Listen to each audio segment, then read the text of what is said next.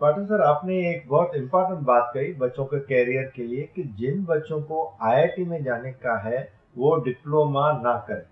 ये एक बहुत सही बात कही आपने, जो बहुत बच्चों को शायद ध्यान पे नहीं आती है। इस संबंध में मैं एक और बात कह दूं कि जिन बच्चों, आजकल हमारे उल्लासनगर से बहुत बच्चे जाते हैं एमएस करने के लिए यूएस में, बहुत बच्चे गए हैं। उनको मैं उनके लिए मैं कहूँ कि जिसको भी पोस्ट ग्रेजुएशन के लिए यूएस में जाने का है, उनके लिए 16 इयर्स का स्टडी इंडिया में ज़रूरी है। तो हमारे यहाँ एक केस आया, एक लड़की ने 12th साइंस किया और बीएससी आईटी किया, and then she wanted to do post graduation in US. She couldn't do because जो उसने किया वो 15 साल का हो गया। तो ये बच्चे ध्यान में रखें कि जिनको हायर स्टडीज के लिए बाहर जाने का है, उनको 16 इयर्स का स्टडी चाहिए। अब मैं रिक्वेस्ट करूंगा मैडम राजकुमारी पंजाबी को कि वो हमें कैरियर्स इन एजुकेशन इसके बारे में बताएं। ये जो कैरियर है एजुकेशन में बहुत इम्पोर्टेंट है, और हमारे जो बच्चे हैं, खास करके लड़कियां, ऐसा कहा जाता है उनके लिए बहुत अच्छा है। इसके बारे में आप ज़्यादा बताइए, जानकारी दीजिए। एडमिशन प्रोसेस, कैरियर्स, डॉक्टर राजकुमारी पंजाबी से मैं निवेदन करूंगा कि वो हमको कैरियर्स इन एजुकेशन के बारे में बताएं। जब भी हम लोग करियर की बात करते हैं, करियर को अगर हम लोग स्पेल करें तो CAREER। सी का मतलब होता है, C stands for your choice, A for the ability, R for the resourcefulness, E for energetic, E again for enthusiastic, and R again for the right decision. So your decisions, your choice depends upon the right guidance. And therefore यहाँ बैठे हुए जो विद्वान हैं, ये बच्चों को क्या दे रहे हैं? ये राइट गाइडेंस दे रहे हैं कि क्या आप में वो कोर्स के लिए एबिलिटी है, क्या उनमें वो क्षमता है। कोई भी कोर्स ज्वाइन करने के पहले आप ये सोचिए कि क्या मुझ में वो पोटेंशियलिटीज है, कि क्या मैं सीएस ले रहा हूँ, सीए ले रहा हूँ, तो क्या मुझ में वो एबिलिटीज है आगे पढ़ने की, मेरे पास रिसोर्सेस है, टाइम है। ये सब बातों का ध्यान रखते हुए हम लोग वो कोर्स की चॉइस करें। हम आते हैं एजुकेशन की तरफ। 10th के बाद Seva Sadan college of education, जो doctor Bina Khimchandani, she is the principal of Seva Sadan college of education, और उन्होंने ये इंस्टीट्यूशन को बहुत आगे तक लाया है। उनके लीडरशिप के अंडर अगर आप देखोगे तो ये कॉलेज में बहुत सारे कोर्सेज चलते हैं। पहला कोर्स जो है 10th के बाद लड़कियों को बहुत यूजफुल है। आप लोगों ने देखा होगा कि उल्लासनगर में बहुत सारे टॉडलर्स के लिए प्ले ग्रुप्स हैं, और वो जो कोर्स है 10th के बाद इमीडिएटली आप कर सकते हो, that is certificate course in nursery teaching. 10th के बाद वो मुंबई यूनिवर्सिटी का कोर्स है। उसकी फीस जो है सर 12,000 है, और एलिजिबिलिटी 10th स्टैंडर्ड है। 6 मंथ्स का कोर्स है। बहुत सारी चीजें सिखाई जाती है, जहां पर कि लड़कियां अपना खुद का प्ले ग्रुप खोल सकते हैं, and they can start earning immediately right after that 6 months course. जहां पर अपना प्ले सेंटर कैसे स्टार्ट करना है, कैसे डेवलप करना है, कौन से टॉयज है, कौन सा टीचिंग मेथोडोलॉजी है, कौन से ग्रुप के हमारे पास बच्चे आने वाले हैं, उनको कैसे हैंडल करना है, ये सब बातों का हम लोग वहाँ पर ट्रेनिंग देते हैं। दूसरी बात आती है, दूसरा कोर्स जो है हमारे पास, दूसरा कोर्स वो है जो 12th स्टैंडर्ड के बाद आता है, that is diploma in education, DEd जिसको बोलते हैं। ये जो कोर्स है, ये कोर्स कंप्लीट होने के बाद आप 1st to 8th स्टैंडर्ड तक पढ़ा सकते हो, और इसकी एलिजिबिलिटी जो है 50% marks from any of the streams, it can be from arts, it can be from commerce, it can be from science, and the fees for this particular course again 2 years course it is.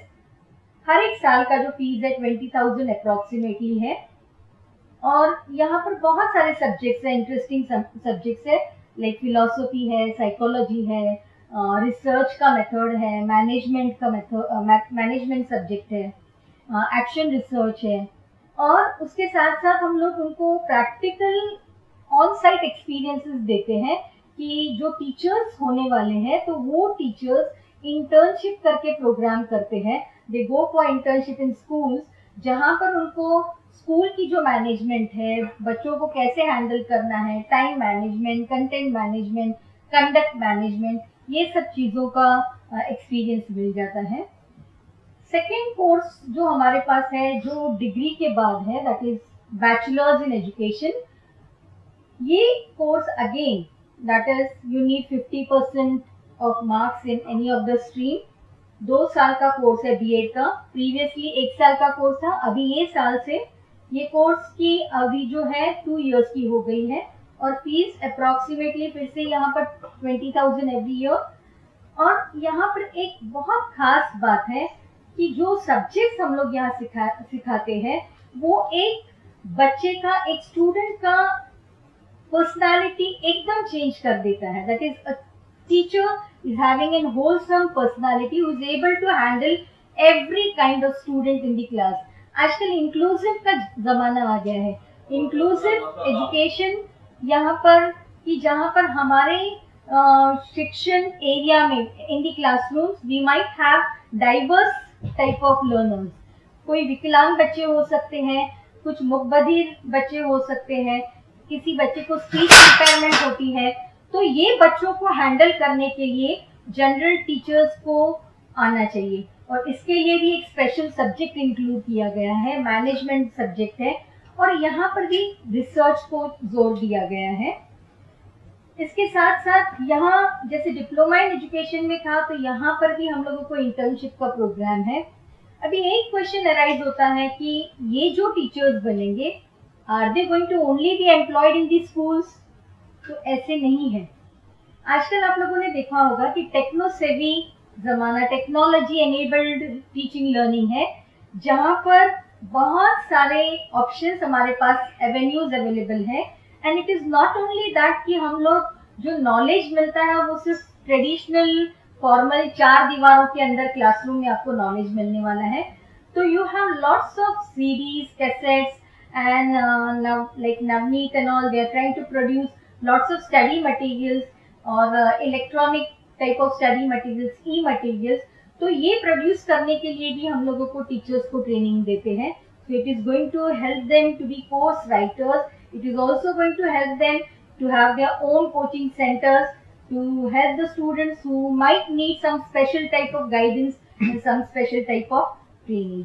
अभी ये जो BEd का जो course है, हम लोगों का एक रेगुलर कोर्स है जो 2 साल का है, और एक यहाँ पर हमारे पास बीएड जो है इग्नो की तरफ से होता है, Indira Gandhi national open university, और दूसरा जो है यशवंतराव चव्हाण ओपन मुक्त विद्यापीठ। ये दोनों ऑप्शंस भी आपके पास अवेलेबल है। अगर आप वर्किंग टीचर्स हो और फिर भी आपको लगता है कि I need to upgrade my knowledge, I need to upgrade my skills, तो ये ऑप्शंस आपके लिए ओपन है। एक और कोर्स ये साल से शुरू हो गया है, and that is masters in education. Previously ये पार्ट टाइम कोर्स था, मगर ये साल से फिर से हमारे पास ये फुल टाइम कोर्स शुरू हुआ है। And the students who have completed their graduation in BA, that is in Bachelor's in Education, they can come for, they are welcome to do their master's degrees in education at Seva Sadan's College of Education. So this is regarding the courses in education.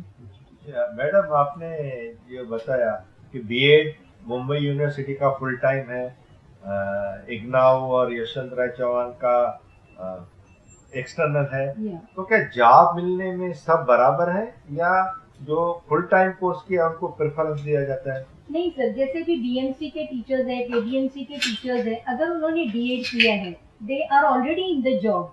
अभी हो सकता है उनको higher post के लिए, if they are eligible and they want to upgrade their skills, their knowledge and all, तो वो in service में रहते हुए अपना नॉलेज बढ़ा सकते हैं। और उनको एजुकेशन ऑफिसर्स की पोस्ट जो रहती है, तो उनके लिए उनको ये कोर्सेज की जरूरत पड़ती है। तो it is for the working professionals, working teachers जो रेगुलर बेसिस पर नहीं कर सकते हैं, तो ये कोर्सेज जो है छुट्टियों में चलते हैं, and they benefit them. Thank you madam. Dear student, अभी ये प्रोग्राम के थ्रू आपको कई कोर्सेज के बारे में जानकारी मिली, pharmacy, commerce, engineering, education, law. Choices are unlimited. जैसे किसी ने कहा कि आपके लिए कौन सा कोर्स अच्छा है, आपके लिए वही कोर्स अच्छा है जो आपको अच्छा लगता है, नॉट अंडर पीयर प्रेशर। मेरे ब्रदर ने ये किया है, मेरे सिस्टर ने ये किया, मेरे फ्रेंड ने ये किया है। जो आपको अच्छा लगता है वही आपके लिए अच्छा कोर्स है।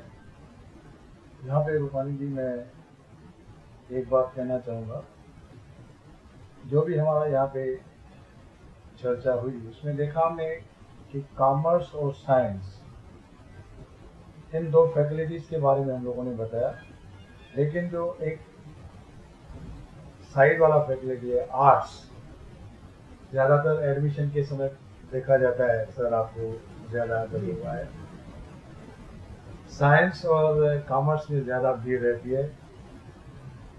आर्ट्स में एडमिशन खुला होने के बावजूद भी स्टूडेंट नहीं जाते हैं। हमारी मैडम ने बहुत अच्छा बताया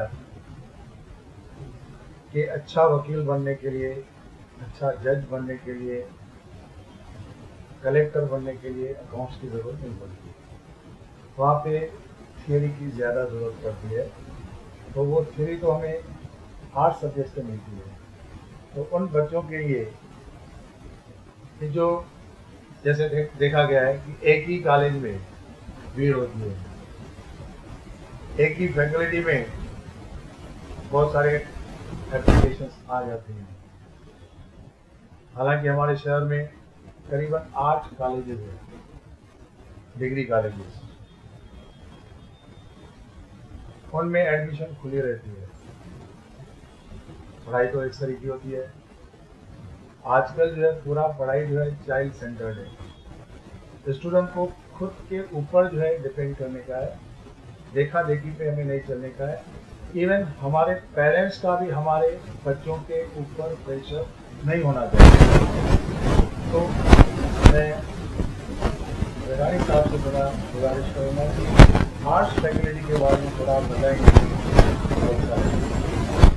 थैंक यू ओजस सर जी, ये बहुत ही इम्पोर्टेंट विषय है। इनफैक्ट मैं दिल से चाहता था कि इस बात पर मैं जूनियर कॉलेज का वाइस प्रिंसिपल रखते कॉलेज करता था। मुझे करीब 1 साल हो गया है ये कोर्स। तो मैंने ये देखा कि बच्चों का लगाव जो है कॉमर्स की तरफ ज़्यादा है, साइंस की तरफ ज़्यादा है, आर्ट्स की तरफ बहुत कम है। मैं आपको एक बहुत इंपॉर्टेंट और इंटरेस्टिंग बात बताता हूँ जो मैंने अपने बच्चों के पेरेंट्स को लास्ट ईयर बताया और वो कन्विंस भी हुए। एक बहुत इंपॉर्टेंट मैं आपको कंपैरिजन करके बता रहा हूँ कि आर्ट्स लेने से क्या फायदा होता है। 12वीं कॉमर्स में या 12वीं साइंस में अगर आपके बच्चे को 70% करें या फिर डिस्टिंक्शन, और अगर आपका बच्चा BMA में जाना चाहता है, जिसको कहते हैं बैचलर इन मास मीडिया, जिसमें जर्नलिज्म, एडवर्टाइजिंग, या फिर BMS में जाना चाहता है, बैचलर मैनेजमेंट स्टडीज, तो बहुत सारे अभिभावकों को ये मालूमात नहीं है, ये अवेयरनेस नहीं है कि अगर हम आर्ट्स करते हैं, जैसे आपने 12वीं आर्ट्स करके BMS लिया या BMM लिया, तो आपकी सीट्स रिजर्व है। मतलब अगर आप किसी 12वीं आर्ट्स के बच्चे को 60% है या 55% है और कॉमर्स के बच्चे को या साइंस के बच्चे को 70% है, तो आर्ट्स वाले को पहले सीट मिलती है BMS में। BMS और BMM आज बहुत ही ऐसे कोर्सेस हैं जिनकी तरफ बहुत सारे लोग आकर्षित हैं, तो सचमुच बहुत अच्छे हैं, उसमें करियर और रेवेन्यू अपॉर्चुनिटी बहुत ज़्यादा है। तो ये बहुत बात आप सोच लीजिए, समझ लीजिए। अगर आपने आर्ट्स लिया तो जैसे कि डेवलपमेंट ने कहा कि आप अच्छे वकील तो बन ही सकते हैं। एजुकेशन के बारे में बताने वाली तो डॉक्टर आजकल पंजाबी मैम ने कहा कि आप B.Ed और एजुकेशन में जा सकते हैं, नर्सरी कोर्स में जा सकते हैं। प्लस एडवांटेज आपको ये है कि आप BMS में जा सकते हैं, BMM में जा सकते हैं, कि आपके लिए सीट रिजर्व करके है। और ये अगर मैंने ये पेरेंट्स को समझाया तो इस साल हमारे दोनों डिविजन्स फुल हुए थे और उतनी भीड़ नहीं आई जितनी कॉमर्स में। तो मैं चाहता हूँ कि नेक्स्ट एकेडमिक ईयर यानी 2016-17 में ज़्यादा से ज़्यादा बच्चे आर्ट्स की तरफ भी जाएं और अपने मन से आए कि हाँ मैं आर्ट्स कर रहा हूँ और मैं एक ध्येय, एक लक्ष्य रख के आ रहा हूँ, एक डायरेक्शन, मुझे BMS लेना है, मुझे BMM करना है, मुझे जर्नलिज्म करना है। तो आपको बहुत ज़्यादा अपॉर्चुनिटीज़ है, बहुत ज़्यादा एवेन्यूज़ हैं आर्ट्स में। और यकीन मानिए आर्ट्स में स्कोर करना भी ईजी है। आर्ट्स की हमारी जो फैकल्टी है खास करके CHM कॉलेज में, वो भी बहुत अच्छे हैं। और जैसे आपको साइकोलॉजी सब्जेक्ट है, इकोनॉमिक्स है, आपके लिए आगे चलकर बहुत यूजफुल है। आप टीचर बन सकते हो, आप वकील बन सकते हो, आप BMS कर सकते हो, आप BMM कर सकते हो, और बहुत सारी अपॉर्चुनिटीज हैं। ऐसा नहीं है कि आर्ट्स करने से आप कहीं रह जाते हो या फिर भीड़ में कहीं खो जाते हो, ऐसा कुछ नहीं है। अगर आपको आगे आना है तो आर्ट्स भी एक बहुत अच्छा ऑप्शन है। सर मैं ऐड करना चाहती हूँ ये बात को। जैसे कि सर ने बताया कि आर्ट्स जो फील्ड है उसको भी बहुत ज़्यादा स्कोप है, फाइन आर्ट कहीं भी आप जा सकते हो।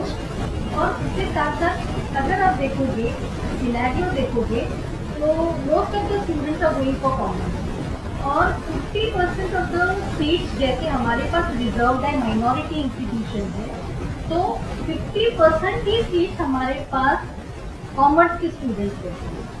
और ये बच्चे जो है when they take for teaching profession, when they land in the school, तो उनको रिजेक्ट किया जाता है।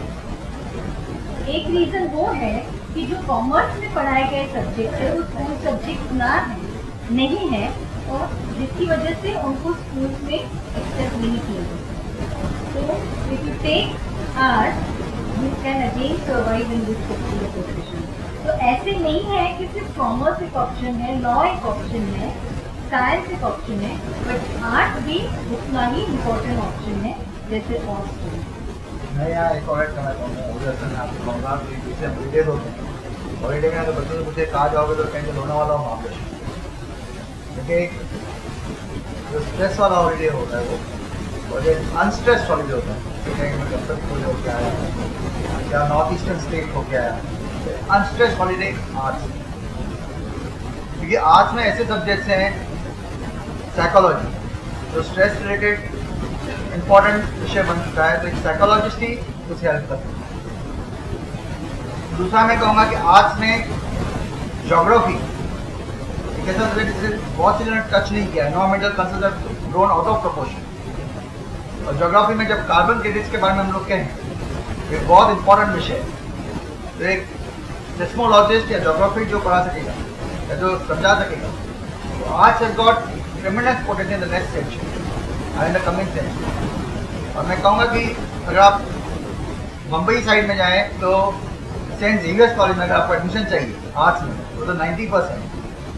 तो हमारे इधर भी वहाँ ट्रेन, हमारे यहाँ टीचर्स अच्छे हैं, लेकिन बहुत से बच्चे एक क्रेज लगी हुई है, एक होड़ लगी हुई है कि यार मुझे कॉमर्स करना है या साइंस करना है। उस होड़ से अगर बाहर निकल के अगर देखें तो आर्ट्स में बहुत सारे चॉइसेस हैं, हिस्ट्री, पॉलिटिकल साइंस, इकोनॉमिक्स। और मैं कहूँगा रिजर्व बैंक ऑफ इंडिया में जितने बड़े बड़े पोस्ट हैं, मैं खुद RBI गवर्नर भी इकोनॉमिस्ट है। तो this is what arts D होगा। इस शब्द में मैं कहूँगा कि लैंग्वेजेस, तो मैं अपने CHM का एग्जाम्पल लूँगा। मराठी लैंग्वेज में MA, हमारे जैसे 2 हेड ऑफ डिपार्टमेंट बहुत इंपॉर्टेंट है, जिससे फिल्म इंडस्ट्री में बहुत अच्छा नाम मिला है। लेट जैसे ज्योति ओझरकर, जिससे हमारे अभी हेड ऑफ डिपार्टमेंट मराठी के नितिन आरेकर जी, जो बहुत सारे मराठी सीनियर्स जो चल रहे हैं, उसमें लैंग्वेज का बहुत बड़ा होल्ड है। उसी तरह सिंधी सब्जेक्ट में हमारे जो हेड्स बन चुके हैं, doctor Dayal Asha sir, doctor Hira Rupchandani madam, doctor Sandhya Narayani, Kunnani, all 3 have got name in language. तो MA in Hindi, MA in Hindi, MA in Marathi, all 3 can be done through CHM college. हमारे ही कॉलेज के जूही करके एक स्टूडेंट है जो टेलीफिल्म सीरियल्स में आती है, टेलीविजन सीरियल्स में आती है। हमारे ही कॉलेज के जिन्होंने BMM किया हुआ है आर्ट्स करके, वो आज प्रोडक्शन हाउसेस में हैं, वो आज TV सीरियल्स में काम करते हैं, वो आज अपना क्या कहते हैं मीडिया में है, मास मीडिया में है, जर्नलिस्ट हैं हमारे स्टूडेंट्स, टाइम्स ऑफ इंडिया में है। तो ये बहुत बड़ा स्कोप है आपको आर्ट्स में आने के बाद, और खास करके अब आर्ट्स के बाद लॉ करें, आर्ट्स के बाद BMM करें, आर्ट्स के बाद BMS करें, तो ये आप sky is the limit for your student. So go for arts. यहाँ पे अभी जो आर्ट्स के बारे में बताया गया, 3 बहुत अच्छे subject, geography, political science, psychology, हमारे डे टू डे लाइफ में साइकोलॉजी बहुत अच्छा पार्ट प्ले करती है। जोग्राफिकल कंडीशंस को जानना बहुत इम्पोर्टेंट रहता है। और पॉलिटिकल साइंस तो एक ट्रेंड चल रहा है, पॉलिटिक्स की एक किस्म की बिजनेस बन चुकी है, तो बहुत सारे स्टूडेंट्स वहाँ पे। इसके अलावा जो है आर्ट्स ज्वाइन करने से साहित्यकार बन सकते हैं, गीतकार बन सकते हैं, अच्छे वक्ता बन सकते हैं, फिल्म डायरेक्टर बन सकते हैं, बहुत सारा पोटेंशियल। मैं आखिर में एक बात सबसे शेयर करना चाहूँगा और उसका समाधान भी हम ढूंढने की कोशिश करेंगे। हमने अपने शहर उल्लासनगर में देखा है एडमिशन का समय एक बहुत डिफिकल्ट समय जो है कॉलेज अथॉरिटीज के लिए माना जाता है, क्योंकि बहुत प्रेशर क्वालिफाई पड़ता है और उल्लासनगर में एक ही कॉलेज में ज़्यादा भीड़ रहती है। दूसरे कॉलेज में शायद हमारे पेरेंट्स और बच्चों को शायद मालूम है ऐसा क्यों हो रहा है, उसके लिए हमें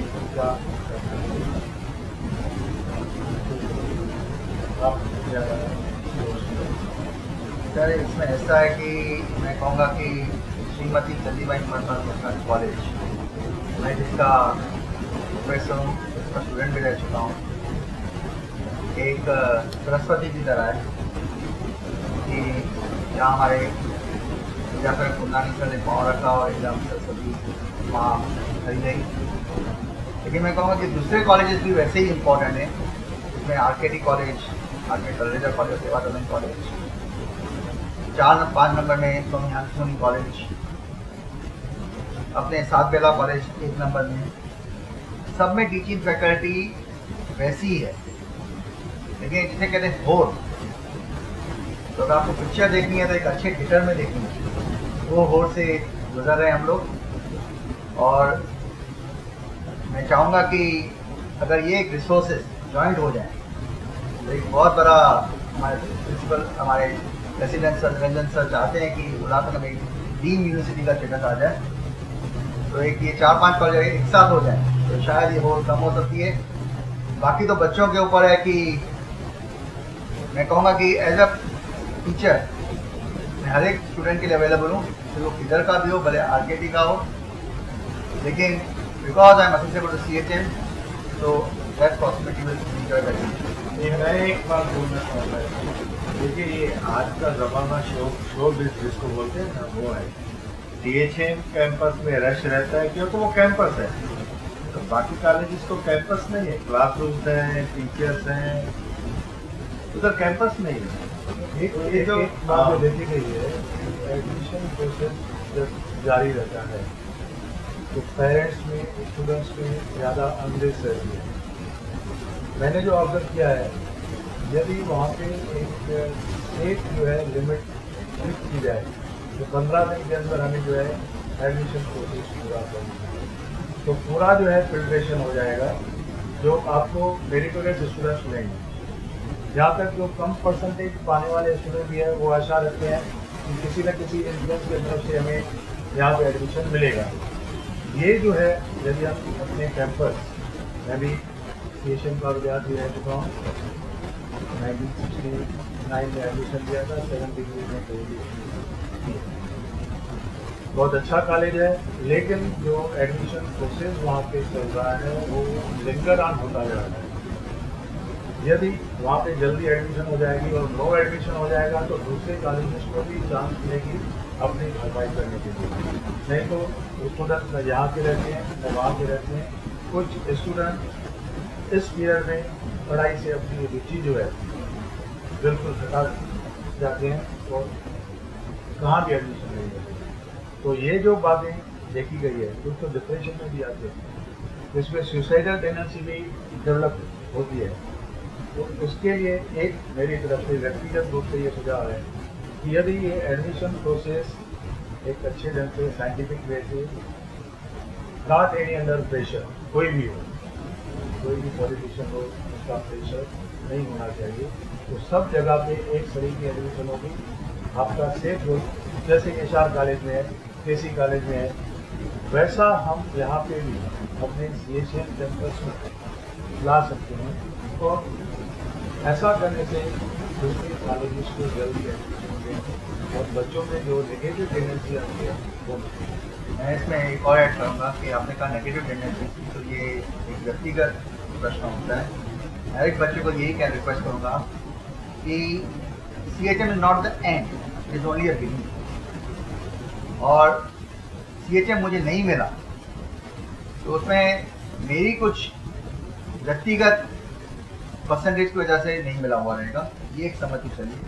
लेकिन इधर से मैं ऊपर जाऊंगा। Every failure is a stepping stone to next success. तो ये जो आप कह रहे हैं कि सुसाइडल टेम्पटेशन, ये होनी नहीं चाहिए। College is only a training ground.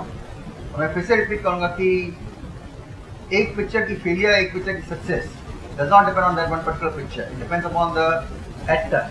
और एक्टर कौन है? आप एज अ स्टूडेंट। तो 10वीं में हो सकता है कि कुछ कारणवश आपकी परसेंटेज कम रही हो, जिसकी वजह से आपको एडमिशन नहीं मिले CHM में, लेकिन इसका मतलब नहीं कि आपकी लाइफ फिनिश हो गई। आपकी लाइफ वहाँ से शुरुआत होती है, आप आगे बढ़ सकते हैं, provided you take that failures as a stepping stone. मेरा सर आप कुछ एडमिशन।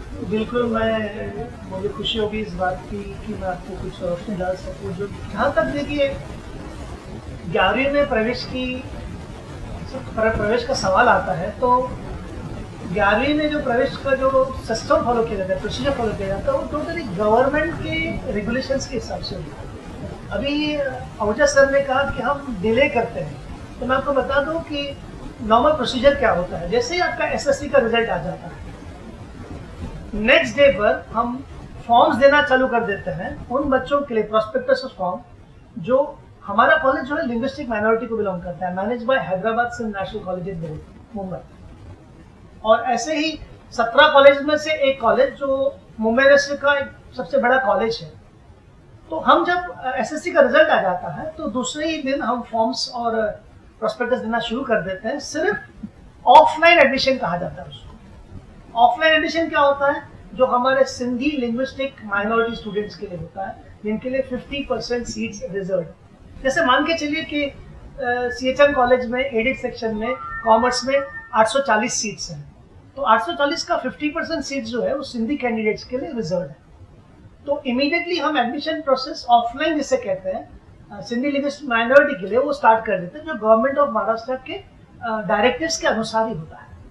उस एडमिशन प्रोसेस को हम लगभग 8 से 10 दिन में पूरा कर देते हैं, इंक्लूडिंग उनका फॉर्म्स कलेक्ट करना, इंक्लूडिंग मेरिट लिस्ट डिस्प्ले करना, और ये प्योरली मेरिट पे होता है। यहाँ पर मैं एक बहुत इंपॉर्टेंट बात कहना चाहता हूँ, खास करके जो पालक अभिभावक हैं जो हमारे सिंधु नगर में रहते हैं, जो सिंधी स्पीकिंग सिंधी कम्युनिटी को बिलोंग करते हैं, कि आपके स्कूल्स में SSC के टाइम पर जब आपका SSC एग्जामिनेशन हो जाता है, एग्जामिनेशन के बाद आप स्कूल पे जाएंगे तो आपका ऑनलाइन फॉर्म भर सकते हैं। आप बिल्कुल स्कूल के थ्रू ही भरना है। अगर आप स्कूल के थ्रू नहीं भी भरे हैं आप लोगों ने, तो कॉलेज में आपके रिजल्ट के बाद हमारे CHM कॉलेज में भी गवर्नमेंट रिप्रेजेंटेटिव्स आते हैं और आप वहां भी ऑनलाइन फॉर्म भर सकते हैं। तो सिंधी माइनॉरिटी स्टूडेंट्स के लिए 2 ऑप्शन हो जाते हैं, एक तो वो ऑफलाइन भी अप्लाई कर सकते हैं, एक ऑनलाइन भी अप्लाई कर सकते हैं। मैं यहाँ पर एक बहुत इंपॉर्टेंट बात को स्ट्रेस करना चाहूंगा कि जो सिंधी लिंग्विस्टिक माइनॉरिटी के स्टूडेंट्स हैं, वो स्टूडेंट्स अगर हाई परसेंटेज के, जैसे उनको 85% हुआ है, 90% मिला है, 95% मिला है, कि जो कि बहुत सारे स्टूडेंट्स को मिलता है और कॉमर्स और साइंस में जाना चाहते हैं, तो ऑनलाइन भी अप्लाई करें और ऑफलाइन भी अप्लाई करें। और वैसे सभी स्टूडेंट्स को ऑनलाइन में अप्लाई ही करना चाहिए, चाहे वो सिंधी हो या नॉन सिंधी। ऑनलाइन में आपको अप्लाई करने से, और उस वक्त जो फॉर्म भर रहे हैं, अप्लाई कर रहे हैं ऑनलाइन, उसमें आपको प्रायोरिटीज भरनी पड़ती है, 15 प्रायोरिटीज भरनी पड़ती है कि आप कहाँ अप्लाई करना चाहते हो, कौन से कॉलेज में। तो अगर आपने वो प्रायोरिटी गलत भरी, जो मैंने एक्सपीरियंस किया है कि कुछ स्टूडेंट कहते हैं कि सर हमारा तो इतना परसेंटेज, हमारा आरकेटी में नाम कैसे है, हमारा तो इतना है, हमारा इंग्लिश में कैसे नाम है। तो उन्होंने शायद वो प्रायोरिटी बराबर नहीं फिक्स किया है। आपको पहले प्रायोरिटी फिक्स करनी है। अगर आपको श्रीमती CHM कॉलेज में एडमिशन चाहिए तो श्रीमती CHM एडेड, फिर श्रीमती CHM अनएडेड, फिर श्री RKT कॉलेज एडेड, फिर RKT कॉलेज अनएडेड, और फिर जो आपकी चॉइस है। ये अगर आपको CHM कॉलेज चाहिए। अगर आपको कोई और बॉम्बे का कॉलेज चाहिए तो भी आप ऑप्शन भर सकते हैं वहाँ। अगर आपने वो जो ऑप्शंस और प्रेफरेंस बराबर नहीं भरा है तो बाद में आपको पछताना पड़ता है कि नहीं मुझे CHM में नहीं मिला। तो जहां तक मैं प्रोसेस की बात कर रहा था, एक तो आप ऑनलाइन फॉर्म भरो, बहुत जरूरी है। ऑफलाइन फॉर्म भरो, ऑफलाइन प्रोसीजर हमारा लगभग 10-12 दिन में पूरा हो जाता है। और जैसे हमारा ऑफलाइन प्रक्रिया पूरी हो जाती है उसके बाद ऑनलाइन गवर्नमेंट डायरेक्टिव्स के हिसाब से स्टार्ट हो जाता है, जिसके लिए 3 मेरिट लिस्ट आती है। फर्स्ट मेरिट लिस्ट आती है उसके लिए आपको 3 दिन दिए जाते हैं, फिर सेकंड मेरिट लिस्ट आते हैं उसके लिए 3 दिन दिया जाता है, फिर थर्ड मेरिट लिस्ट उसके लिए 3 दिन दिए जाते हैं। इस बीच मैं ये बात बोलना चाहता हूँ कि जो भी ऑनलाइन में एडमिशन लेता है उसे सिर्फ 50 रुपए प्रोविजनल फीस भरनी है। उसे सिर्फ 50 रुपए प्रोविजनल फीस भरनी है, फुल फीस नहीं भरनी है। ये प्रोविजनल फीस क्यों? ताकि अगर वो नेक्स्ट लिस्ट में उसका अपग्रेड हो जाए, कोई बेटर कॉलेज में आ जाए, तो वो वहां से कैंसिल करके उस अपग्रेड कॉलेज में जा सकता है। ये बिल्कुल गवर्नमेंट प्रोसीजर है, स्टेट गवर्नमेंट का प्रोसीजर है और NKCL के थ्रू होता है। उनके वहां से लिस्ट आती है और बिल्कुल हम वही करते हैं। और हम ये जो कोशिश करते हैं कि बिल्कुल टाइम पर हो जाए। जहां तक डिले की बात आती है तो सिस्टम के अनुसार कुछ मैनेजमेंट कोटा की सीट्स होती हैं जो लास्ट में फिल होती है और वो मैनेजमेंट का प्रोरोगेटिव होता है, उनकी एक डिस्क्रिशनरी पावर होता है, वो किसी को भी दे सकते हैं। Thank you. यहाँ पे सर अपनी तरफ से जो मुझे जानकारी है, आपने जो प्रोसीजर बताया कि एक माइनॉरिटी कोटा रहती है, इन हाउस कोटा रहती है और management quota. As far as अपना मैनेजमेंट कोटा इज कंसर्न, जो माइनॉरिटी कॉलेज में रहती है, और इन हाउस कोटा सिस्टर जो स्कूल रहते हैं वहाँ से आते हैं, तो वो प्रक्रिया जो है मैनेजमेंट कोटा को छोड़ के वो हमें बिफोर ऑनलाइन प्रोसेस पूरी करनी चाहिए और जो सीट्स वैकेंट रहती है वो सरेंडर करनी चाहिए online. This is the procedure, this is what I know. बाकी मैनेजमेंट कोटा वो तो बाद में पूरा प्रोसीजर होने के बाद आपने जो बताया कि फर्स्ट लिस्ट 3 दिन, दूसरा लिस्ट 3 दिन, तीसरा लिस्ट 3 दिन, ये हो गए 10 दिन। 10 दिन दूसरा 1 महीने के अंदर प्रोसीजर पूरा होना चाहिए, लेकिन देखा गया है कि कभी कभी 1.5-2 महीने तक जो है प्रोसीजर चलता रहता है। उस डिले की वजह से परेशानी होती है। ऐसा दूसरे कॉलेजेस में, जैसे मुंबई के कुछ कॉलेजेस की मैंने नाम बताया, मैं किसी विशेष कॉलेज के बारे में नहीं बता रहा हूँ, हम जो है जनरल बात कर रहे हैं। तो उसी तरह हम फिक्स मेरिट लिस्ट कर देंगे तो बच्चों को लगेगा कि अभी मुझे ये कॉलेज में एडमिशन नहीं मिलेगी, उसको पक्का हो जाएगा ये कॉलेज में एडमिशन नहीं मिलने वाली है, मुझे दूसरे पर्पज पे जाना। तो मैं समझता हूँ कि बच्चों की परेशानियाँ, अभिभावकों की परेशानियाँ, अपने जो एडमिनिस्ट्रेटिव स्टाफ रहते हैं उनकी परेशानियाँ भी कम हो गई। अवजय सर जी, हम सहमत हैं इस बात से। और जहाँ तक मैंने आपको कहा कि एडमिशन का सवाल है, हम एडमिशन बिल्कुल सही वक्त पर ही पूरा करते हैं। सिर्फ जो रह जाता है वो मैनेजमेंट को, और हमें बिल्कुल कोई अधिकार और पावर रहता ही नहीं है कि हम उसको एक्सटेंड करें। जो भी हमारी ऑफलाइन एडमिशन है ऑनलाइन इन टाइम पर होती है, हर साल हुई है और हर साल होगी, इसमें कोई दो राय नहीं। हाँ, जहाँ तक मैनेजमेंट कोटा का सवाल है, वो एडमिशन उसके बाद ही शुरू होती है जब हमारी ऑफलाइन और ऑनलाइन दोनों। वही मेरी एक उसके लिए जो मैनेजमेंट पॉलिसीज हैं उस हिसाब से ही चला जाता है, और वहाँ भी जो मैनेजमेंट गुजारिश है सभी मैनेजमेंट्स को कि जो मैनेजमेंट कोटा रहती है वो भी जो है विद इन शेड्यूल टाइम में पूरी की जाए, तो थोड़ी परेशानियाँ कम हो जाए। नहीं तो वो लिंगर ऑन प्रोसेस होता रहता है कि आज न मिलेगी कल न मिलेगी, 6-6 महीने बीत जाते हैं। मैंने ये भी देखा है कुछ कॉलेजेस में 3-3, 4-4 महीने के बाद भी एडमिशन होती है under the pretext of management quota. तो मैनेजमेंट कोटा के लिए भी एक रिक्वेस्ट है, जैसे आपने कहा कि ये मैनेजमेंट का जो है हक बनता है, बिल्कुल हक बनता है, उनको होना चाहिए, लेकिन वो भी समय सीमा के अंदर। मैं एक और कहूँगा कि जब फॉर्म भरें, जैसे वैरानी सर ने कहा कि CHM एडेड और सीएचएम अनएडेड। सीएचएम हम बार-बार रिपीट नहीं नहीं तो अच्छा नहीं भाई, दो अलग-अलग स्टूडेंट्स, नहीं क्या कह रहा हूं कि दो अलग नहीं सर, दो अलग-अलग नहीं वेरी बैड सर, दो अलग-अलग इंस्टीट्यूशन हैं, तो स्टूडेंट जब भरते हैं तो एक ही भरते हैं, सीएचएम एडेड भरते हैं। नहीं, हमारे कहने का मतलब यही था मैं तो बच्चों को और इनको हम ये चार बताना सेंटर्स चाहते हैं कि सीएचएम में दो सेक्शन हाँ। हैं, एक एडेड अनएडेड। हमारा पर्पस यही था, हम ये नहीं चाहते आर्किटेक्ट एडेड अनएडेड वो भी वहां चार सेक्शन। सीएचएम एडेड अनएडेड दो सेक्शंस हैं। हाँ। सीएचएम एडेड में हमारे 7 डिवीजन्स हैं कॉमर्स के और 3 डिवीजन्स हैं अनएडेड में। साइंस के हमारे 4 डिवीजन्स हैं एडेड में और 3 है अनएडेड। तो 4 चॉइसेस होती हैं, वैसे स्टूडेंट 2 चॉइस पे खत्म हो जाते हैं। ये बिल्कुल बच्चों के ऊपर है, जैसे कि औजा सर ने कहा, और अभिभावक के ऊपर है। हम तो चाहते हैं बिल्कुल उनको फ्रीडम होना चाहिए, और फ्रीडम है बिल्कुल, कहीं भी अप्लाई कर सकते हैं। वो चाहे तो एचआर में अप्लाई करें, वो चाहे तो केसी कॉलेज में अप्लाई करें, वो चाहे तो बदलापुर या अंबरनाथ या कल्याण के किसी कॉलेज में करें, बिरला कॉलेज में करें, कहीं भी करें। उनको वो फॉर्म भरने का मतलब उनको फ्रीडम है।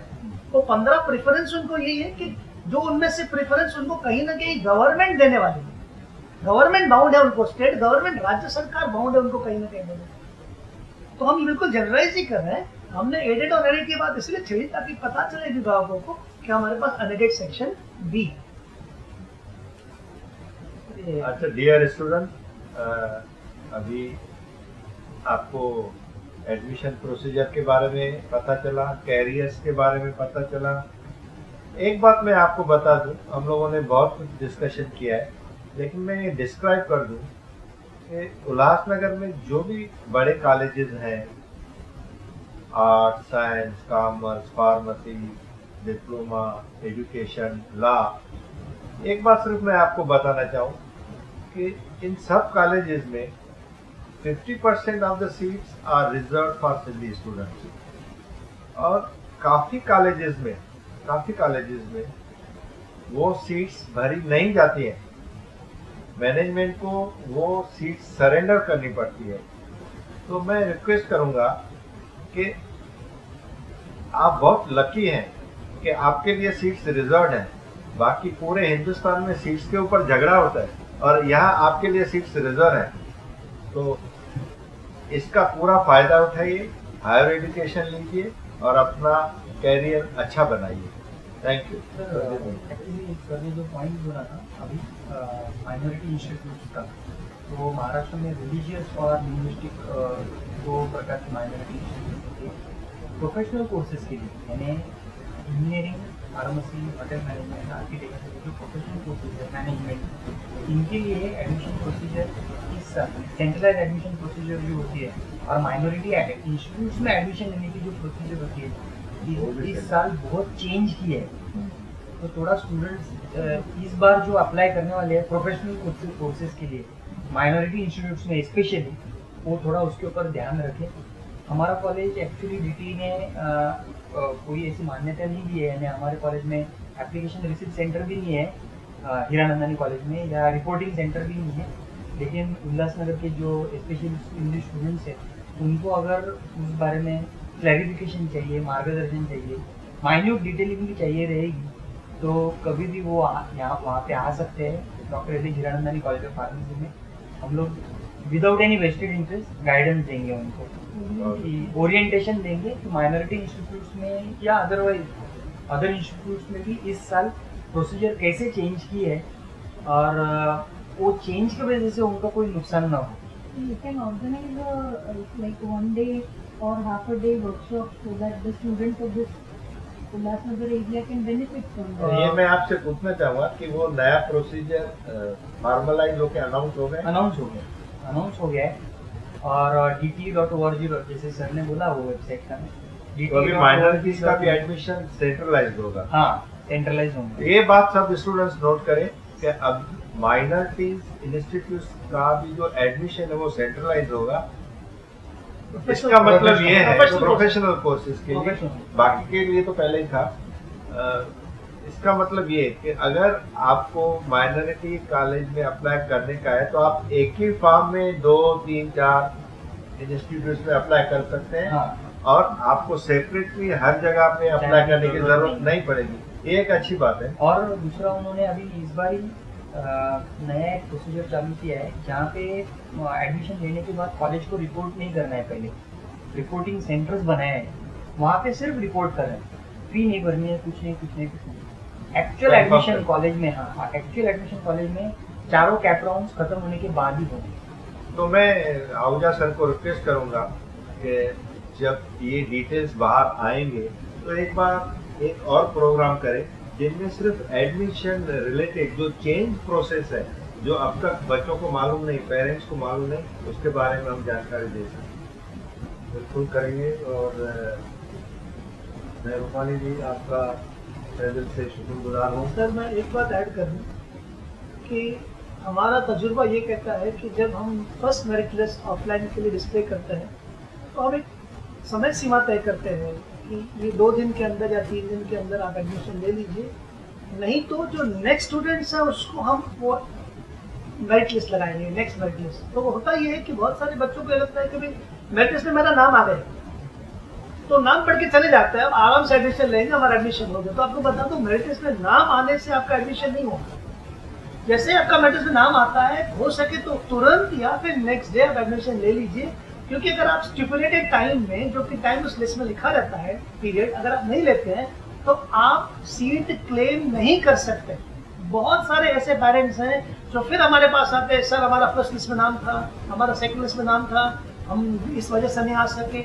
आप नहीं भी आ सकते किसी कारणवश, अगर उस बच्चे को साथ में भेजेंगे, नेबर को साथ में भेजेंगे, नेसेसरी डॉक्यूमेंट्स और प्रोविजनल 50 रुपीज फीस भेजेंगे तो हम बिल्कुल एडमिशन देंगे।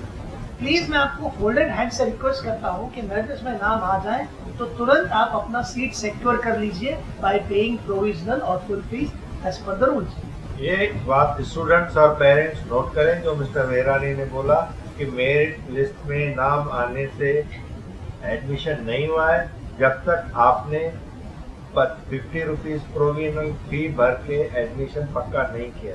इस बात के ऊपर सब ध्यान दें।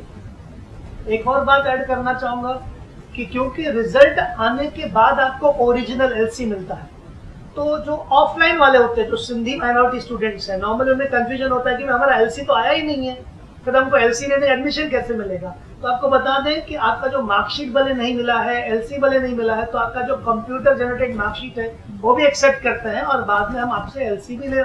This is only for offline, क्योंकि ऑनलाइन शुरू होते होते आपका एलसी आपके हाथ में आ जाता है। तो ऑनलाइन में जो अप्लाई करते हैं एलसी उनसे तभी ले लेते हैं। तो आप इस बात को चिंता न करें कि आपका ओरिजिनल मार्कशीट नहीं है, कंप्यूटर जनरेटेड मार्कशीट होगी तो भी हम एक्सेप्ट करते हैं। अपने एडमिशन की जो फॉर्मेलिटीज है फीस आप पूरी कर लीजिए। कई बार ऐसे भी हुआ है लास्ट ईयर से होता है कि ऑनलाइन में भी जिनका नाम हुआ है उन्होंने भी टाइम लिमिट के अंदर वो एडमिशन नहीं लिया, चाहे वो ऑफलाइन हो चाहे ऑनलाइन हो, मेरिट लिस्ट में नाम आ जाए तो स्टिपुलेटेड टाइम के अंदर आप वो एडमिशन ले लें। ये हमारी आपसे दरख्वास्त है। मैं तहे दिल शुक्रगुजार हूँ हमारे हरीश रूपानी जी का। एक पहल थी हमारी तरफ से, हमने रूपानी जी से बात छेड़ी, उन्होंने कहा कि आपको किस बात के लिए जरूरत नहीं है, मैं सब कुछ अरेंज करूँगा। तो सामने दिखाई पड़ा है इतने अच्छे फैसिलिटीज़ उन्होंने लाके हमारे शहर को पहली बार हमारे स्टूडेंट्स के लिए, हमारे अभिभावकों के लिए इतनी अच्छी जानकारी दी। मैं शुक्रगुजार हूँ हमारे पंजाबी मैडम का, सुनीता मैडम का, प्रिंसिपल पाटिल जी का, हमारे डॉक्टर किशोरी जी का, प्रोफेसर वेरानी जी का और प्रिंसिपल जी का तहे दिल से शुक्रगुजार हूँ। ऐसे प्रोग्राम हम करते रहेंगे, एक दूसरे से सहकार रहेगा, हमारे शहर वासियों को, पर्टिकुलरली हमारे स्टूडेंट्स को एजुकेशन की फील्ड में अच्छे से अच्छा मिलेगा। जैसे हम सब ने बताया कि हमारे शहर में बहुत अच्छा पोटेंशियल है, सिर्फ ज़रूरत है थोड़ी दिशा की, और जो दिशा देने के लिए हम सब साथ।